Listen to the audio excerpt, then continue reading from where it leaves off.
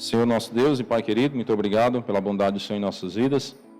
Pedimos perdão por todos os nossos pecados. Te agradecemos, ó Pai, pelo privilégio que o Senhor nos deu de podermos te louvar, acalmando o nosso espírito, Pai, para receber da Tua Santa Palavra. Pedimos que a Tua Palavra possa encontrar morada em nossos corações, possa produzir frutos para a Tua glória. Nós oramos agradecidos em nome do Teu Filho amado, nosso Senhor e Salvador, Jesus Cristo. Amém. Bem, irmãos, hoje nós vamos estudar o livro de Mateus, capítulo 21. No domingo passado nós demos início estudando o capítulo 21 e hoje vamos concluir. As crianças podem acompanhar minha esposa, a salinha aqui atrás.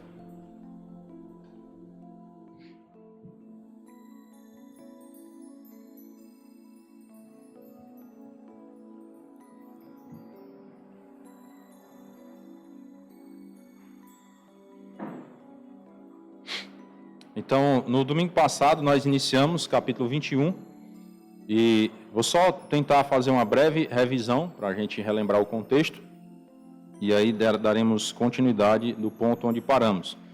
Do versículo 1 até o versículo 11 fala sobre a entrada triunfal de Jesus em Jerusalém, algo que estava já profetizado, nós vimos até a profecia que fala sobre isso, Zacarias 9:9, no versículo 5, cita essa profecia lá de Zacarias, como que Jesus iria entrar lá em Jerusalém, num jumentinho, montado num jumentinho, cumprindo-se assim uma profecia bíblica. Do versículo 12 até o 13 fala sobre a purificação do templo, que é a casa de oração, que Deus tinha dito que o templo ia ser a casa de oração. Os homens estavam transformando em um covil de salteadores, pessoas explorando os outros, usando aquele local que era para ser um local sagrado a Deus, santo ao Senhor. As pessoas estavam se aproveitando da situação para cobrar altas taxas de câmbio, para trocar a moeda e assim explorando as pessoas e transformando a casa de oração em covil de salteadores. E Jesus expulsou os que vendiam e compravam. Certo? Eles vendiam e compravam. Jesus não expulsou só os que vendiam, mas os que vendiam e compravam. Estavam ali como se fosse uma cumplicidade, nessa transformação da casa de oração em covil de salteadores. Do versículo 14 até o 17, mostra que Jesus efetuou ali curas no templo.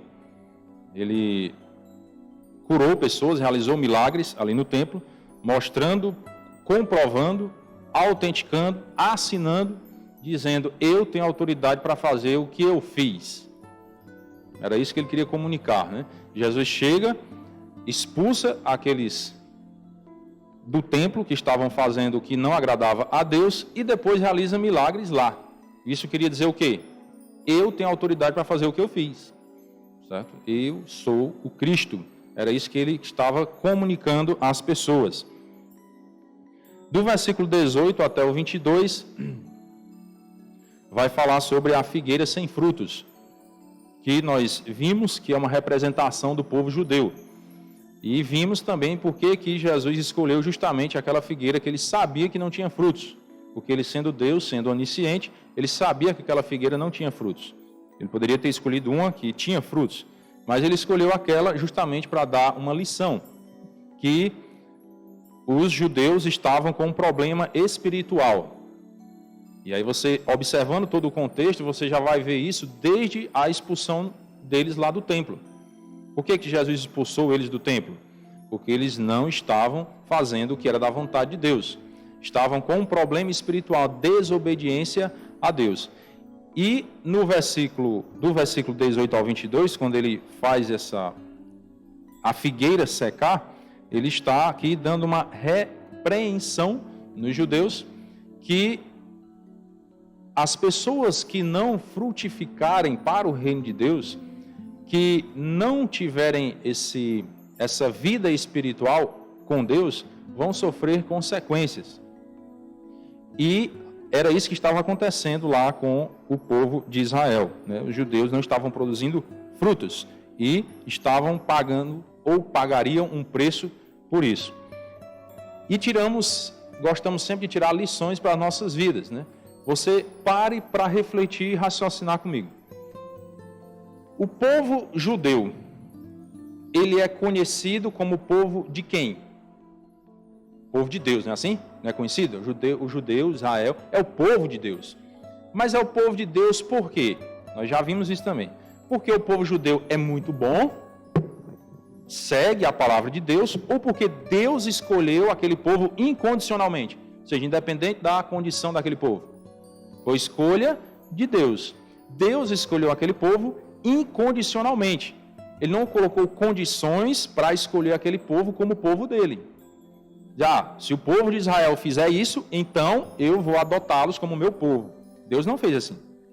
Deus fez uma aliança com Abraão, lá no passado, em Gênesis capítulo 12 lá, e diz, de ti farei uma grande nação, te abençoarei e te engrandecerei o nome.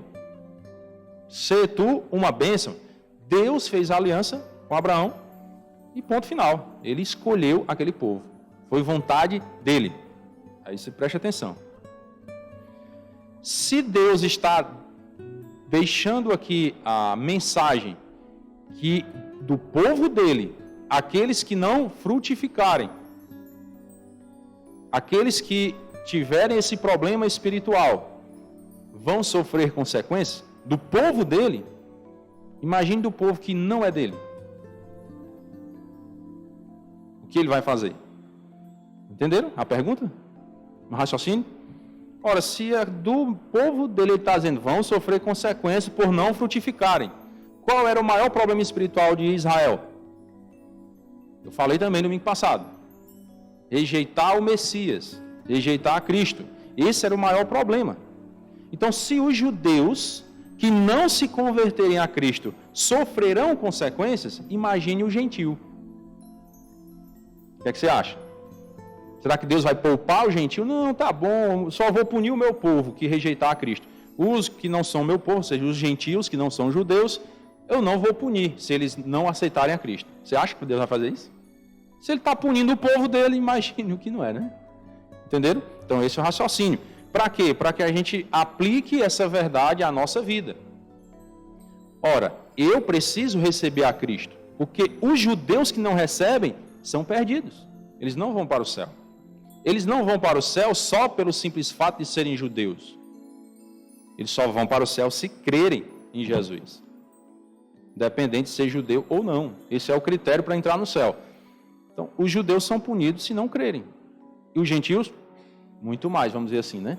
Mas lógico que a perdição é uma só, né?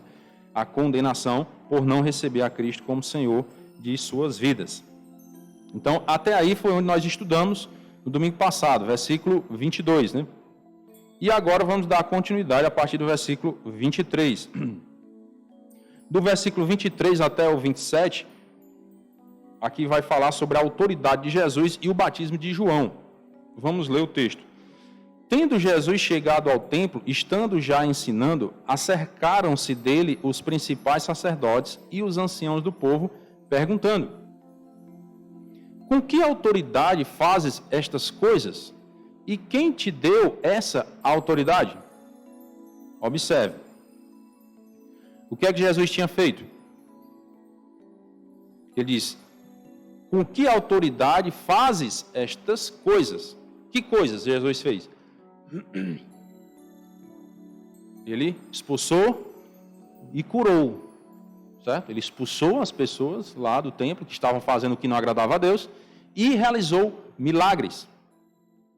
E aí os principais sacerdotes, aquelas autoridades judaicas, eles são obrigados aqui, vamos dizer, pelos acontecimentos, a reconhecer a autoridade de Cristo.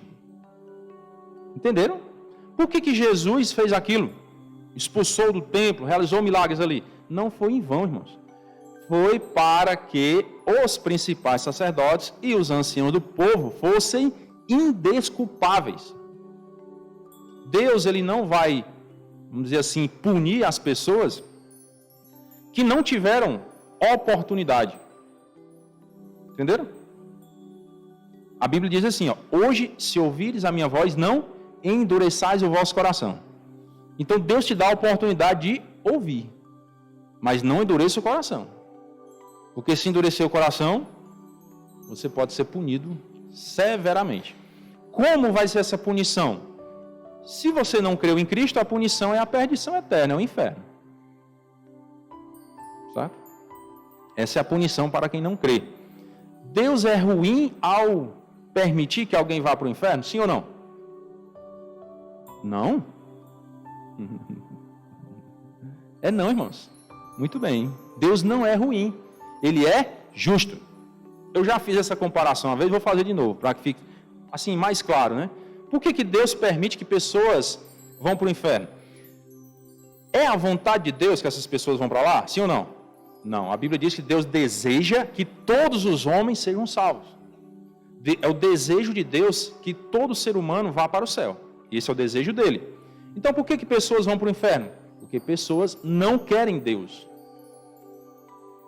Então, se a pessoa não quer Deus dá liberdade. O ser humano ele tem a liberdade para escolher se ele quer Deus ou ele não quer Deus. Deus não vai pegar na nossa orelha, né? Opa, você é obrigado a me aceitar, você vai ser obrigado a ir para o céu, mesmo que não queira. E se ao chegar lá você quiser sair do céu, eu vou deixar você amarrado no pé da mesa. Deus não vai fazer isso. Deus é um Deus de amor, de misericórdia. E quem ama, cuida. Quem ama, confia. Quem ama, deixa livre para escolher. É ou não é? Quem ama, deixa livre. A pessoa tem que escolher o que quer. Então Deus é assim, Ele dá a liberdade, a pessoa escolhe o que fazer da sua vida. Então por que Deus não é ruim quando Ele permite que alguém vá para o inferno? Se essa pessoa, durante a vida, não quer nada com Deus, a Bíblia chama essas pessoas, nós, né, quando não queríamos nada com Deus, nós vamos chamar de quê? Inimigos de Deus. Aí preste atenção. Você deixaria um inimigo seu morar na sua casa? Hã? Se você deixasse, o que os seus filhos diriam? Papai tá doido, não é não? Papai pirou. Papai ele perdeu o juízo. Como que ele vai deixar o inimigo dele morar na casa dele com seus filhos? Vai colocar os filhos em risco. Então, papai e mamãe não fazem isso. Humanos, nós humanos temos esse entendimento. Jamais eu vou deixar um inimigo meu morar dentro da minha casa. Tá doido? Dá a porta para fora, né? Como que Deus vai deixar os inimigos dele morar no céu com seus filhos? Por que ele não deixa? Porque ele ama os seus filhos.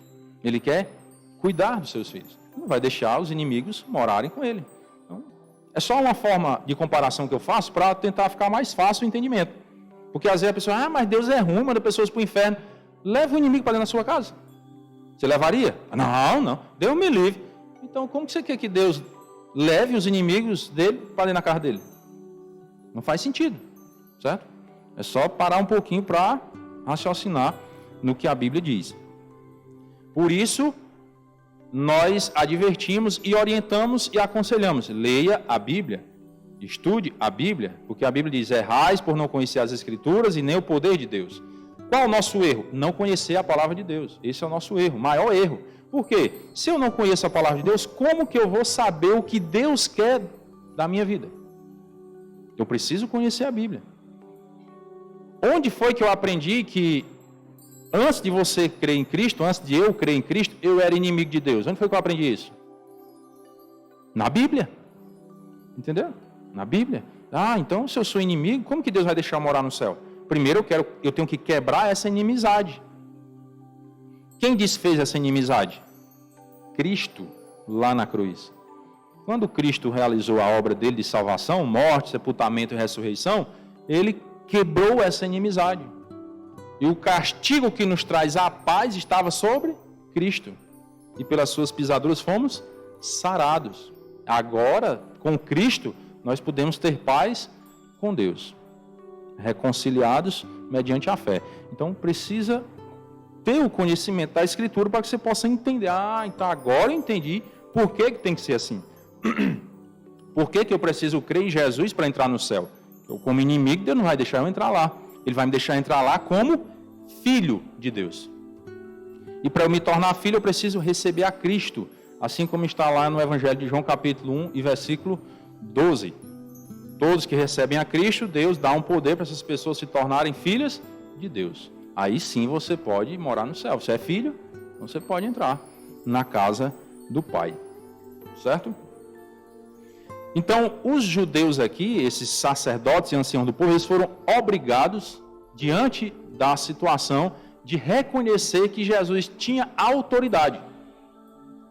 Com que autoridade faz essas coisas? E quem te deu essa autoridade?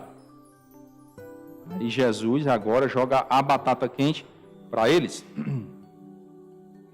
E Jesus lhe respondeu: eu também vos farei uma pergunta. Se me responderes, também eu vos direi com que autoridade faço estas coisas.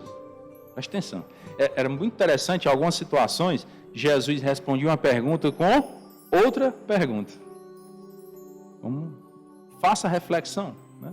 É como alguém me perguntar uma coisa, eu faço outra pergunta para a pessoa refletir e descobrir a resposta. Jesus fazia isso, ele gostava de fazer isso. Para quê? Para fazer as pessoas pensarem, racionalizarem o que estão fazendo, o que estão dizendo. Porque às vezes quando você só dá aquela resposta, alguém me pergunta uma coisa, eu só respondo, pum! Aí às vezes a pessoa, não, mas não é bem assim e tal, porque ela não está pensando. Então o que é que Jesus faz com isso? Quando ele lança uma outra pergunta, ele está dando a oportunidade das pessoas raciocinarem, pensarem, se arrependerem. Como lá no Jardim do Éden, lembra quando depois da queda, que Deus foi lá se encontrar, né, com Adão e Eva, que Deus perguntou o quê? Deus fez uma pergunta: quem te fez saber que estava nu? Essa pergunta estava dando uma oportunidade para Adão se arrepender. Então Deus é misericordioso. E aí Jesus faz essa pergunta: de onde era o batismo de João? Do céu ou dos homens? E agora esses principais sacerdotes, os anciãos do povo, discorriam entre si. Aí foram pensar, tá vendo? Eles foram raciocinar. Se dissermos do céu, ele nos dirá: então por que não acreditastes nele, ou seja, em João Batista? Porque eles não acreditaram em João Batista, inclusive mataram João Batista, né? E se dissermos que o batismo de João era dos homens, é para temer o povo, porque todos consideram João como profeta. Aí eles, agora nós estamos encurralados. Aí responderam a Jesus: não sabemos. Só que eles sabiam e não queriam dizer. Eles não queriam se expor para não ser julgado pelo povo. O que eles queriam com essa pergunta que eles fizeram a Cristo? Com que autoridade faz essas coisas? Quem te deu essa autoridade? Eles queriam fazer o quê? Encurralar Cristo e fazer com que Cristo tivesse algum deslize na sua resposta e colocar o povo contra ele. O que é que Jesus fez? Virou a história. Agora está com vocês. Vocês quem sabe. Vocês sabem de onde é o batismo de João. Mas digam aí. Eu quero ouvir. Aí, não, nós não sabemos. Só que eles sabiam. E ele, por sua vez, aí Jesus vai e diz, né? Nem eu vos digo com que autoridade faço essas coisas. Vocês também sabem. Só não querem aceitar. Também não vou dizer não. Eles queriam encurralar Cristo, ficaram encurralados. A sabedoria de Cristo. Você, observando a história bíblica, irmãos, você cada vez mais passa a confiar na Bíblia, a confiar em Cristo. Porque você vê a sabedoria dele, o poder dele de fazer as coisas acontecerem, de saber do que vai acontecer. Ele avisou várias vezes para os discípulos o que aconteceria com ele.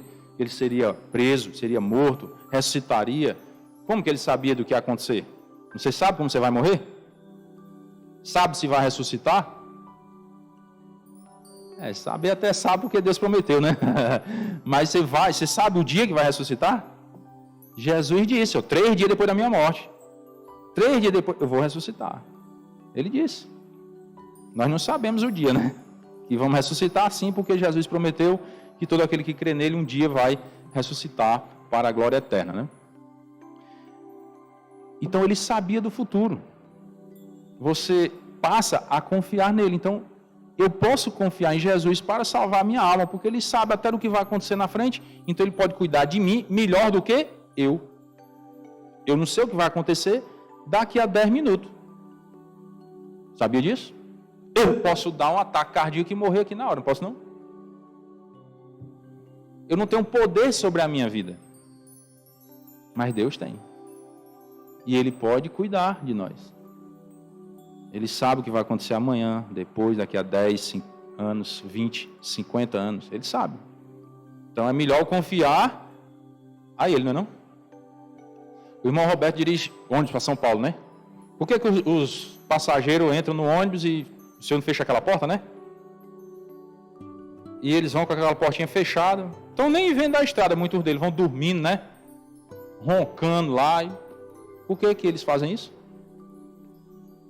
Tem muitos que não sabem nem onde é que fica São Paulo, não é não? Nunca foram nem lá. Mas por que eles entram no ônibus lá, que o senhor Roberto vai dirigindo, e vão? Confia que o senhor Roberto conhece o caminho, não é não? O senhor Roberto já foi lá, ele sabe aonde é que fica. Assim é Cristo. Por que é melhor eu confiar em Cristo para me conduzir ao céu? Porque ele já foi lá. É a moradia dele. Ele conhece o caminho. Você já foi lá? Eu nunca fui no céu. Então é melhor confiar em Cristo. Ele já foi, ele não vai me ensinar um caminho errado, não. Confiar naquele que pode realmente fazer as coisas acontecerem. Irmãos, Deus é tão maravilhoso que esse entendimento da salvação, de como você ser salvo, nós vemos no dia a dia. Aí o exemplo que eu citei, ó. O dia a dia está acontecendo, a gente só não para refletir. Por que é assim? Deus deixou coisas do dia a dia para nos mostrar também. Para que fique até mais fácil de entender que é dessa forma. Cristo sabe o caminho. Ele pode te levar para lá. Então confie nele. Confie a sua vida a Ele. E com essa pergunta que Jesus fez, lógico que Jesus também já sabia a resposta que eles dariam. Jesus estava dizendo para eles o quê? Vocês não têm autoridade para me questionar. Vocês não têm coragem nem de enfrentar o povo, nem de dizer de onde era o batismo de João. Então, que autoridade vocês têm para estar me questionando? Não tem. Por isso que ele disse, eu também não vou dizer. É como se fosse, me obrigue a dizer de onde é a minha autoridade. Eu não quero dizer, pronto. Ou seja, Jesus estava comunicando para eles que eles não tinham autoridade para fazer aquela pergunta. Certo? Do versículo 28 até o 32, vai falar sobre a parábola dos dois filhos. Diz assim a palavra de Deus. Vou só beber uma água.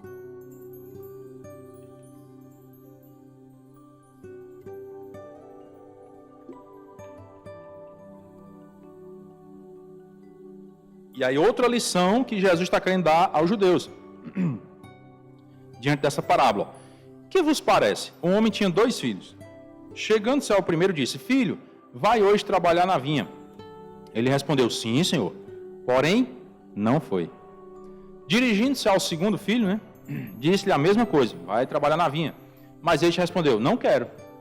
Depois, arrependido, foi. Qual dos dois fez a vontade do pai? Aí os judeus lá responderam. O segundo. Porque qual era a vontade do pai? Que eles fossem para a vinha. Declarou-lhes Jesus, em verdade vos digo que publicanos e meretrizes vos precedem no reino de Deus. Viu a pancada que Jesus deu neles aqui? Publicanos e meretrizes, prostitutas. Pessoas que eram desprezadas pelos judeus. Jesus está dizendo, olha, elas vão entrar primeiro. Eles precedem no reino de Deus. Por quê? Porque essas autoridades ali que estavam julgando a Cristo, querendo condená-lo, estavam agindo como o primeiro filho. Sim, Senhor, nós cremos em Deus, nós somos da linhagem de Abraão, Isaac, Jacó e tudo mais. e somos judeus, e somos o povo de Deus, mas não faz a vontade de Deus. Esse povo honra-me com os lábios, mas seu coração está longe de mim. O profeta disse isso. Era isso que estava acontecendo com o povo. E aqui Jesus está mostrando para eles, olha, é assim que vocês estão vivendo. Desse jeito, vocês não vão para o céu. Vocês estão me honrando com os lábios, falando, mas o coração está longe. Lembram do estudo de hoje de manhã? O que Arão fez? O bezerro de ouro? Usou aquele ídolo e disse que ia realizar uma festa a quem? Ao Senhor. Estava honrando a Deus com os lábios. Vamos prestar um culto a Deus. Mas o coração estava longe de Deus. Com o ídolo, um bezerro de ouro que ele fez. Certo? Então quando o profeta disse isso, esse povo honra-me com os lábios, mas seu coração está longe de mim, era isso que estava acontecendo. No nosso dia a dia hoje, irmãos, você observa, quando você vai evangelizar, você observa que algumas pessoas dizem assim, a gente fala em crer em Deus, você tem que crer em Jesus, entregar a sua vida a Cristo e tal. Não, Ave Maria, se não fosse Deus na minha vida. Você já ouviu essa expressão? Já ouvi demais, né? Ave Maria, se não fosse Deus na minha vida. Quem veio primeiro? A Maria. Mas espera aí, é a Maria que tem autoridade sobre Deus para dizer quem vai ou não vai para o céu? Entendeu? Esse povo honra-me com os lábios, mas seu coração está longe de mim.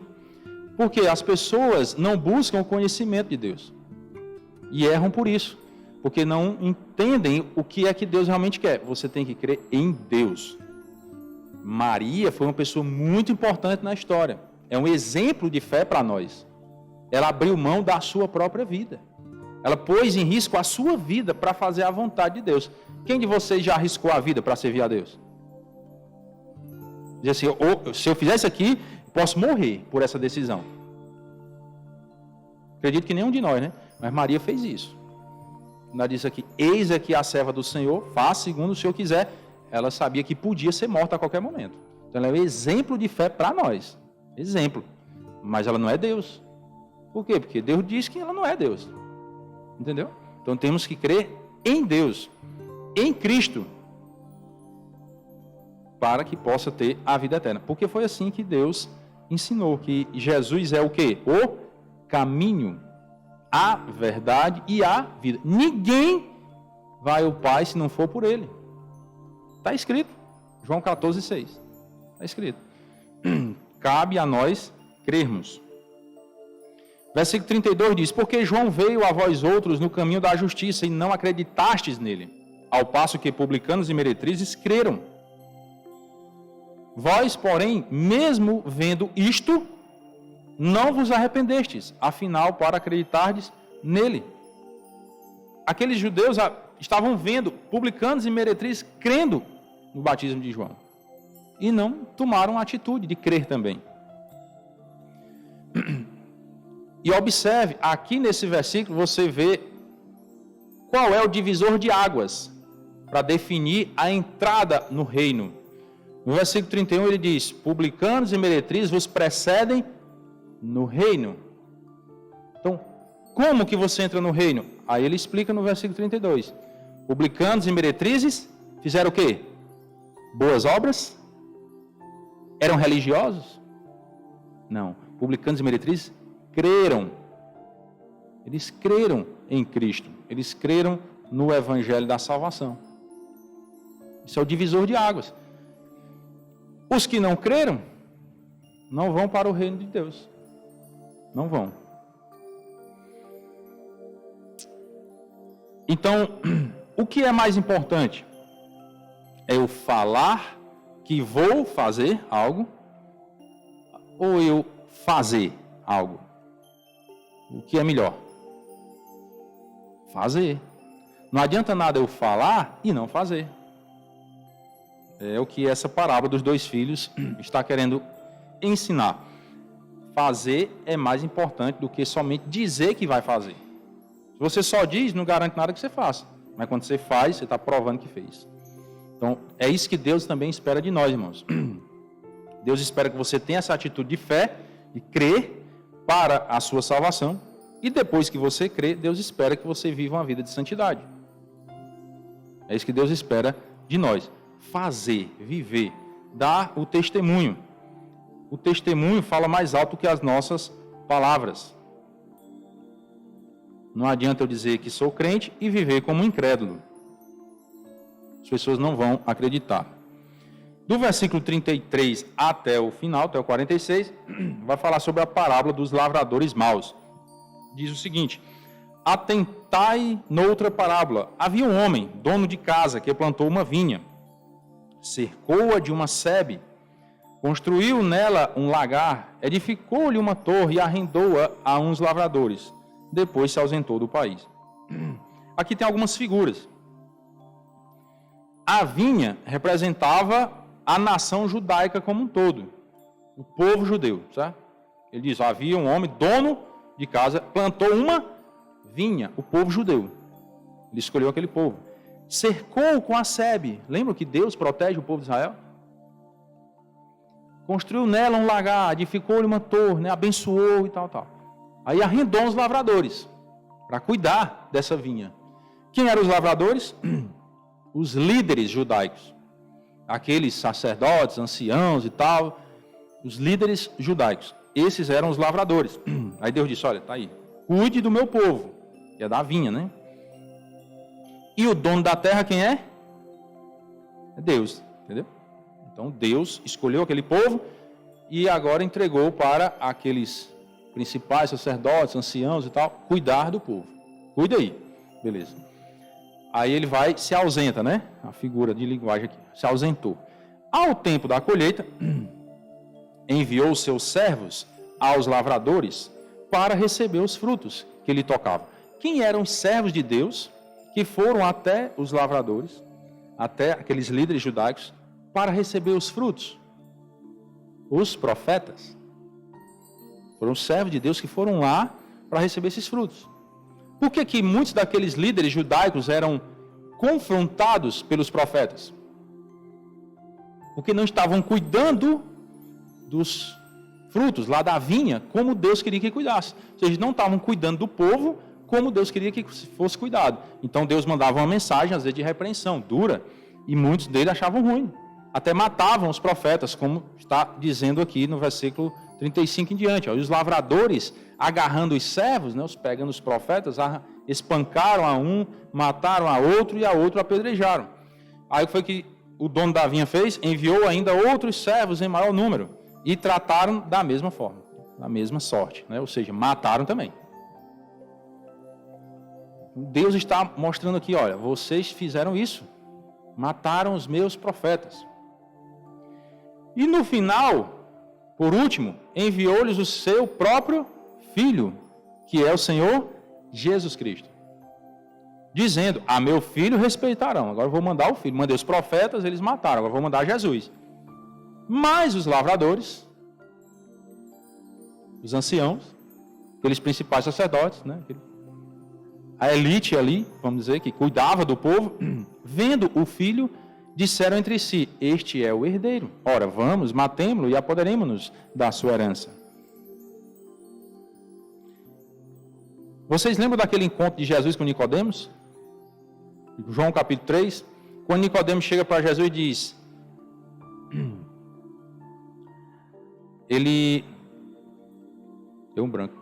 pergunta a Jesus sobre aquele poder dele, né? O que Nicodemos queria, eu não estou lembrando do texto agora, deu um branco, das palavras exatas que estão lá, mas o que Nicodemos queria, ele disse assim, ó, ninguém pode fazer sinais que tu fazes se Deus não estiver com ele. Lembrei.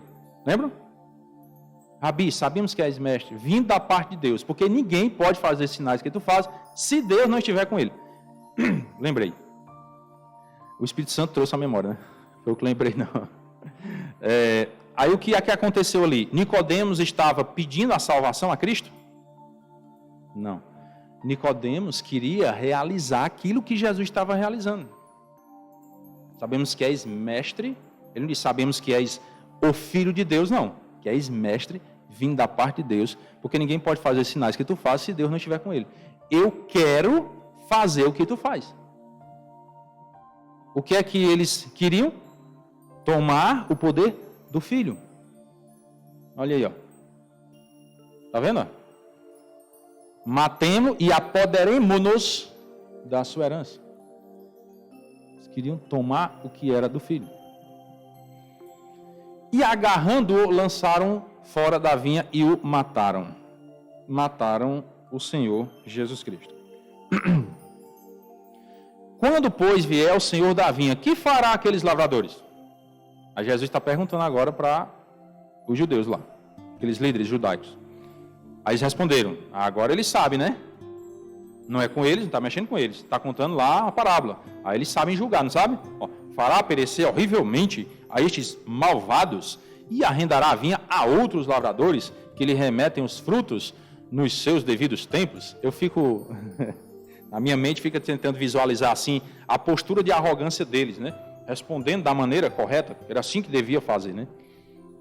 Aí Jesus diz, perguntou-lhe Jesus, nunca lestes nas Escrituras a pedra que os construtores rejeitaram, essa veio a ser a principal pedra angular? Isto procede do Senhor e é maravilhoso aos nossos olhos? Nunca lestes? Quem era a pedra angular? Jesus Cristo. A pedra que os construtores rejeitaram, que os judeus rejeitaram, veio a ser a principal pedra. Portanto, vos digo que o reino de Deus vos será tirado. O que foi que eles disseram que era para fazer àqueles lavradores? Fazer perecer horrivelmente esses malvados e arrendar a vinha a outros. Aí Jesus diz, exatamente, vocês acertaram. O reino de Deus vai ser tirado de vocês. Porque vocês estão agindo assim, como esses lavradores maus. Mataram os profetas e vão me matar. A Cristo. Cristo conversando com eles, né? É o que Jesus estava querendo dizer a eles. Preste atenção. Esses são vocês. Então o reino de Deus vos será tirado e será entregue a um povo que lhe produza os respectivos frutos. Todo que cair sobre esta pedra ficará em pedaços, e aquele sobre quem ela cair ficará reduzida a pó. Os principais sacerdotes, os fariseus, ouvindo estas parábolas, entenderam que era a respeito deles que Jesus falava. Caiu a ficha, né? Caiu a ficha. E quanto buscassem prendê-lo, temeram as multidões, porque estas o consideravam como profeta. Quem é esse povo que produzia os respectivos frutos para Deus? A igreja. Que a igreja é a reunião de todos os povos, ou seja, todas as pessoas que creram em Cristo, judeus e gentios. Judeus são aqueles descendentes de Abraão, Isaac e Jacó, naquela linhagem que Deus fez a aliança. E os gentios são as pessoas que não fazem parte daquela descendência de Abraão, Isaac e Jacó. Todo e qualquer ser humano da face da terra que crer no Senhor Jesus Cristo verdadeiramente para a salvação de sua alma faz parte da igreja de Deus. Independente de onde seja, na Índia, na China, no Japão, nos cafundó do Judas, né? Se crê em Cristo, é igreja. E esse é o povo que Deus disse, olha, eu vou tirar e agora entregar a um povo que vai produzir respectivos frutos. Por que nós falamos para os crentes? Irmãos, testemunho na sua vida, produza frutos. É isso que Deus quer, irmãos. Deus puniu Israel pela falta de frutos. Está lá na figueira, demonstrando. Se nós ficarmos também sem produzir frutos, vamos sofrer consequências. Deus não nos escolheu, não nos chamou para o Evangelho só para nos salvar. Se fosse, no momento em que você cresce em Jesus, aí a Bíblia diz, você recebe a vida eterna, né? Todo aquele que crê tem a vida eterna, é presente. Se você crê agora, você vai receber a vida eterna quando? Agora, se fosse só para você ser salvo, quando você cresce, o que aconteceria com você? Seria morto. Porque se o intuito era só você ser salvo, então você ia crer e partir para o céu. Você não ia ficar aqui na terra fazendo o que aqui? Se o único propósito era salvar. Entenderam? Mas por que o ser humano crê em Jesus e continua vivo? Porque tem um outro propósito. Não é só salvar. Salvar é o primeiro passo, né? A porta de entrada. E depois, santificação, santidade. Viver uma vida diferente do mundo. Produzir frutos para o reino de Deus. Nós temos que produzir esses frutos. Temos que viver para a glória dele. Não para a nossa glória. Só fazendo um resumo, que como foi em 2 finais de semana, tentei fazer um resumo aqui para ver se alguns pontos ficam na nossa mente. Dividi o resumo aqui em 5 pontos, né? Primeiro, Jesus mostra que é Deus, com a onisciência dele, quando ele falar daquele jumentinho, vai buscar o jumentinho lá. Está mostrando que é Deus. Jesus mostra a autoridade dele, expulsa o povo lá do templo, realiza os milagres. Terceiro, os líderes judaicos reconhecem que Jesus tem autoridade, quando eles mesmos perguntam com que autoridade faz essas coisas. Quarto, Jesus mostra o seu poder ao realizar aqueles milagres. Quinto, Jesus mostra a falência espiritual do povo judeu. Só um resumo para a gente entender. Então, irmãos, que nós possamos tirar como exemplo e não errar como o povo judeu errou. Como aquelas autoridades judaicas erraram de querer crucificar a Cristo como fizeram, né? E incriminar a Cristo e, vamos dizer assim, entre aspas, rasgar a palavra de Deus, deixar a palavra de Deus de lado e focar só na ambição deles, que eles tinham. Vamos deixar nossas ambições de lado, focar na Bíblia. A Bíblia diz, olhai para as coisas lá do alto, não para as que são aqui da terra. Porque o mundo passa.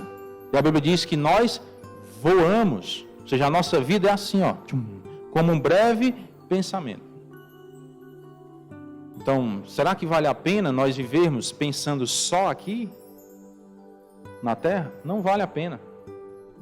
Se valesse a pena, Deus sendo bom como Ele é, Ele não teria criado o céu, teria enviado Cristo, não teria deixado a Bíblia para nós conhecermos sobre a eternidade. Se aqui era tudo, era o melhor lugar para se viver, então, para que céu, para que Bíblia, para que Jesus? É só viver aqui. Mas pare, raciocine e pense. Por que Deus criou o céu? Criou o inferno? Por que Deus enviou Jesus? Por que Deus deixou a Bíblia? Por quê? Foi por acaso? Foi em vão? Foi não. Em tudo ele tem um propósito. E o propósito dele é salvar a humanidade e render glórias para o nome dele. É o privilégio que ele nos deu. Amém? Vamos orar. Senhor nosso Deus e Pai querido, muito obrigado pela bondade do Senhor em nossas vidas. Pedimos perdão por nossos pecados. Agradecemos ao Pai pela Tua palavra que nos ensina o caminho da verdade e nos dá as instruções que devemos seguir para fazer a Tua vontade e glorificar o Teu santo nome. Pedimos as bênçãos do Senhor pelo restante da noite, a Tua proteção, o Teu cuidado. Pedimos também as bênçãos do Senhor, ó Pai, pela semana, a vitória sobre o mal e sobre o pecado. Entregamos nossas vidas em Tuas mãos e oramos em nome do Teu Filho amado, nosso Senhor e Salvador, Jesus Cristo. Amém. Uma boa noite, irmãos.